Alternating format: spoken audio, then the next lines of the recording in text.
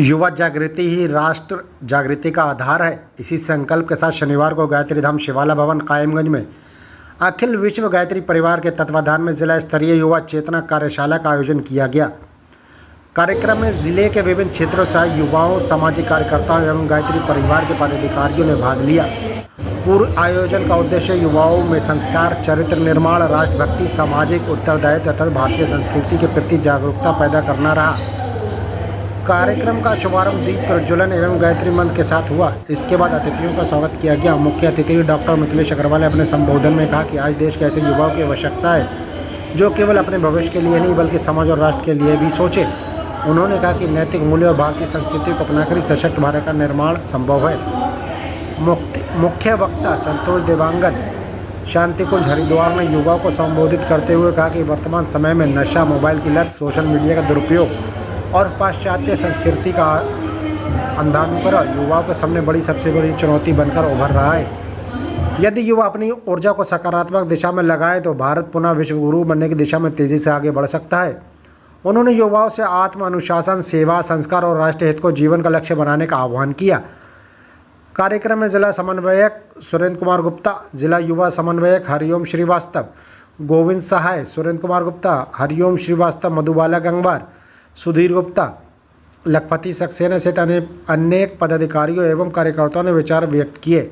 वक्ताओं ने कहा कि भारतीय संस्कृति केवल परंपरा नहीं बल्कि जीवन जीने की श्रेष्ठ पद्धति है।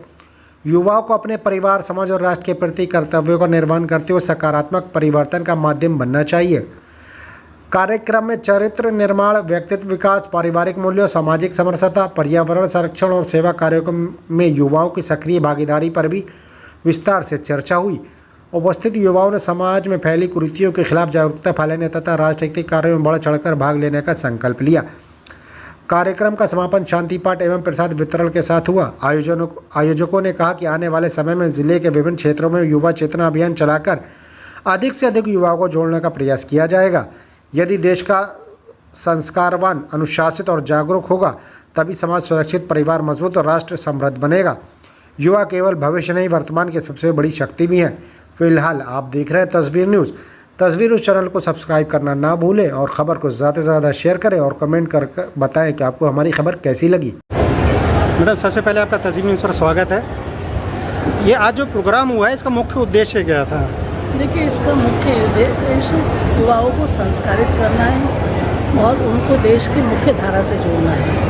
अपने देश के जो संस्कार और संस्कृति है वो सीख कर बच्चे आगे बढ़ें। जी मैडम, आपने अपने वक्तव्य में बात कही महिला सशक्तिकरण की और शिक्षा को बढ़ावा देने की। तो जैसे शिक्षा की अगर बात करें तो शिक्षा में जैसे प्राइवेट स्कूलों का स्टैम्प बोलबाला है, तो क्या ऐसा नहीं होना चाहिए कि जो सरकारी स्कूलों में इसमें सुख सुविधाएं, शिक्षा का स्तर इतना बढ़ा दिया जाए इसमें किसान का बच्चा आसानी से कम पैसे में पढ़ सके?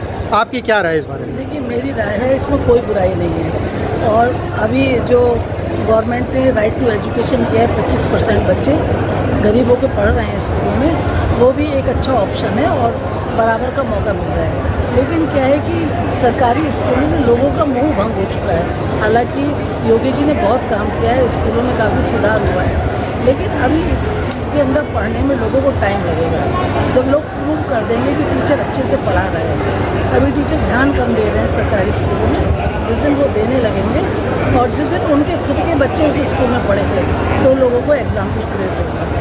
तो क्या कारण रहता है जो सरकारी स्कूलों में बच्चे ही उसमें, टीचर के बच्चे उसमें नहीं पढ़ते हैं? इसलिए कि बहुत अच्छे अच्छे स्कूल हो गए, वो खुद ही नहीं पढ़ाते तो बच्चों को पढ़ाएंगे क्योंकि क्लास प्रॉपर नहीं लगेगी, पढ़ाई प्रॉपर नहीं होगी, तो फिर आदमी अपने देश के भविष्य को, अपने घर के भविष्य को बर्बाद नहीं करना चाहिए। बात करें दूसरी बात की महिला सशक्तिकरण, लेकिन आजकल बहुत ऐसे केस आ रहे हैं जिसमें महिलाओं के साथ अत्याचार, बलात्कार और घटनाएं, हत्या की घटनाएं बहुत सामने आ रही हैं। तो ऐसा कोई कानून पारित हो सकता है क्या? उस पर क्यों ध्यान नहीं देती है? देखिए, ये सारी चीज़ें कानून से कभी नहीं रुक सकती। कानून तो सदियों से चले आ रहे हैं। जब तक घर में लड़कियों को और साथ में लड़कों को भी दोनों को संस्कारित नहीं किया जाएगा, अच्छी शिक्षा नहीं दी जाएगी, तब तक सुधार सकता है। क्योंकि आप रोज़ देख रहे हैं लड़कियों के साथ भी घटनाएँ हो रही हैं, लड़कों के साथ भी हो रही हैं। अब इक्वली घटनाएँ हो रही हैं, किसी एक को दोषी नहीं ठहरा सकते। और उसके पीछे मात्र संस्कार है, क्योंकि बच्चों के लिए माता पिता के पास टाइम नहीं है और बच्चों को पता ही नहीं हमें किस दिशा में जाना है। उसको जो दिशा दिखती है उसी तरफ चले जाते हैं।